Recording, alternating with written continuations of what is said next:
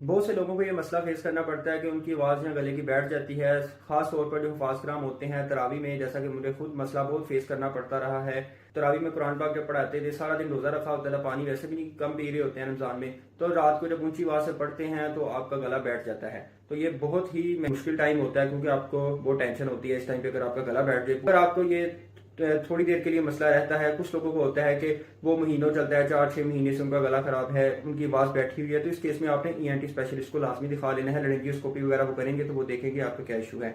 अगर आपको सिर्फ ये छोटे से टाइम पीरियड के लिए होता है, 10 से 12 दिन के लिए, 20-25 दिन, जैसा कि रमजान में मैं हुफाज कराम की आपको एग्जाम्पल दे रहा हूँ, अपनी एग्जाम्पल है जो मेरी, कि उसमें आपका जब गला बैठ जाता है तो वो ये होता है कि जब आप ऊंची आवाज से बोलते हो तो आपके जो गले आवाज के पट्टे होते हैं, वोकल कॉर्ड्स होते हैं, तो उनका मुस्लिम फालिज हो जाता है। ठीक है, तो जिसकी वजह से आप बोल नहीं पाते, आपकी जो आवाज है वो सही नहीं निकलती। ठीक है, फटी सी आवाज होती है या आपका आवाज गले की बैठी होती है। तो इस केस में आपने एहतियाती तदबीर क्या करनी है कि हर 2-4 रकत के बाद नीम गर्म पानी पास रख लें, उसे आप पी लें, और जो माइक है वो आप कॉलर के पास लगा लें। सारा दिन कोशिश करनी है कि ऊंची आवाज से ना ही बोलें, ज्यादा आपने बोलना नहीं है रात को, क्योंकि आपने बोलना है तरावी पढ़ाने के लिए जो हफाज कराम है, तो उस टाइम पे भी आपने कोशिश करनी है कि माइक के साथ पढ़ें और ज्यादा लाउडली ना पढ़ें आप।